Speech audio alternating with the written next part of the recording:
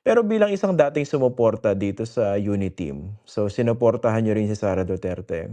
Hindi ba kayo nagsisisi na Ay, of naging course, dahilan kayo dun sa pagkapanalo niya? nagsisisi siyempre dahil na kami noon, dahil na ang sinusunod talaga naming leader diyan sa campaign noon ay si Pangulong Bongbong Marcos, si Speaker Martin Romualdez at si Secretary Benhur Abalos. Sila yung tatlong boss diyan sa campaign namin noon sa Uniteam. So kung ano yung sabihin nila ay yun yung aming sinusunod. Pag sinabi nila suportahan si Sara, of course, susuportahan namin. And you have to remember, you have to recall that Sara was adopted by Lakas. And the president of Lakas at the time was Martin Romualdez. And at that time also, she had the support of former President Gloria Macapagal Arroyo. Kaya naman nanalo siya dahil na matibay din ang political machinery na ginamit sa kanya, which is yung Lakas.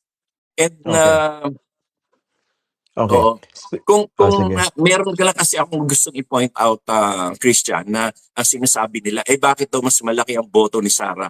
Kasi merong mga botante na bumoto ng Manny Pacquiao, Sara. Ping Lacson, Sara. Isko, Sara. Yung kay BBM kasi talagang solid yun. BBM na lahat yun. Bukod sa pagsisisi, speaking of pagsisisi, okay, dahil nga sinuportahan niyo yung Uniteam 'no, you explained your reasons.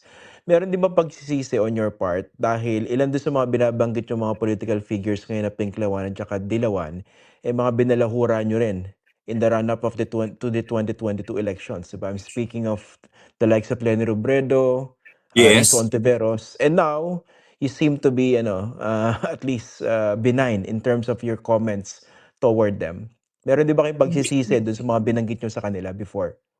Well, that was a political battle. And it's really understandable that all of us were doing that. Kahit naman sila, they were also mudslinging on BBM. Talagang ganon. Politika yan eh. Ang pinaka-importante, Christian, is after all the smoke has cleared, you work towards unity and you work towards the betterment of our society, our national development. Kagaya ng ginagawa ni Pangulong Bongbong Marcos. Wala kang maririnig dyan na nagalit siya o siniraan niya o nagsalita siya against dito sa kanyang mga katunggali sa politika dati. Napakarami niyan. In fact, some of them are already working in the government at sila ay binigyan ng pagkakataon ni Pangulong Bongbong Marcos na magtrabaho sa gobyerno under his administration. And recently, what we have witnessed is a clear example of how President Marcos treats her opponents during the election. Pero during election yun. Pero ngayon, iba na eh. Siyempre, if you are a statesman, ang iniisip mo na ay kung paano mo paglilingkuran ang taong bayan at kung paano mo paglilingkuran ang bansa. Tapos na yung eleksyon eh. Ako, in Hmm, my case, kung mapupuna mo, hindi na ako tumitira sa mga kalaban ng mga Dilawan, Pinklawan, hindi na. Tapos na yung mission ko eh. Nanalo na si BBM eh. So, ano na ako ngayon?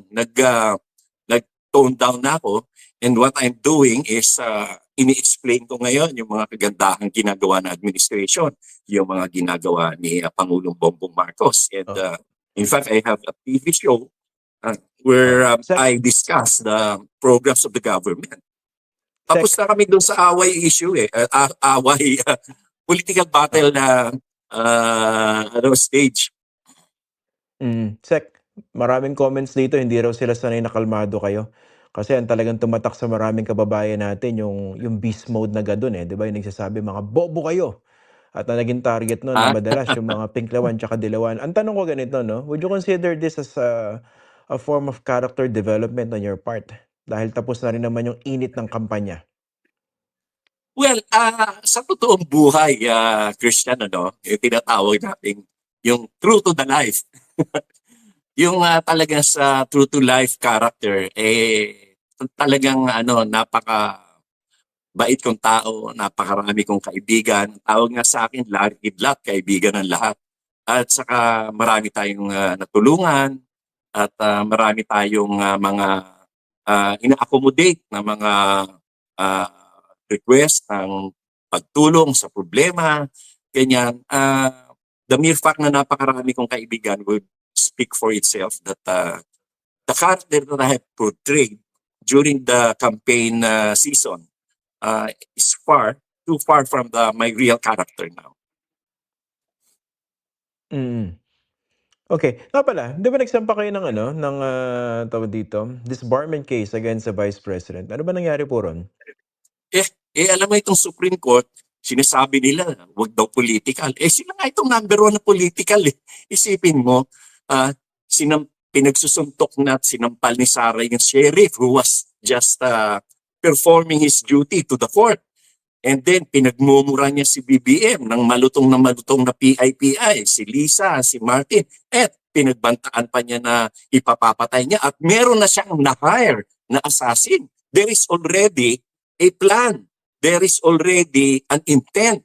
Oh, and then yung sinabi niya, yung binabastos niya si President former or the late President Marcos Sr. na ipapatapon niya yung bangkay sa West Philippine Sea. Hindi pa ba naman lahat sapat yun para ma-disbar siya? At yung sa akin naman, wala naman talagang dahilan para i-disbar ako dahil yung sinasabi niyan ni Marivic Leonen na video ko daw, wala nga eh. In fact, there is a dismissal of that case because Raisa Robles filed a case against me in the prosecutor's office of Quezon City. It was dismissed kasi sabi ng prosecutor doon, wala kang ebidensya eh. We cannot see any uploading of video in all the FB pages of Attorney Gadon and all website, wala. And wala rin namang nag-certify Pero sa NBI or sa CIDG, Cybercrime Division, that there was a video uploaded.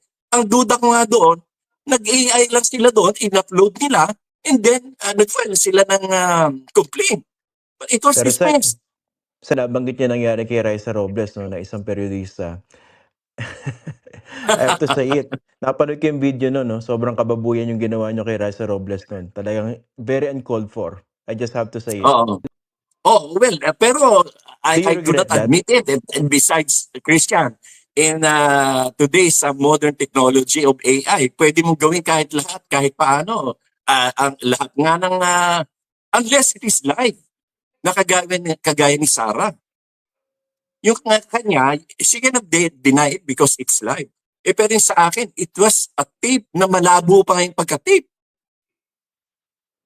And why would Teka lang. the city prosecutor's office dismiss it if there was an evidence against me? Wala. Talaga lang kasing political din yung Supreme Court eh. Teka, Bakit si Sarah hindi nila dinisbar? Alam mo ano ba, nangyari? alam mo ba kung ano action doon sa na-receive ko? disbarment niyo against Sarah? Tama ba? Walang action?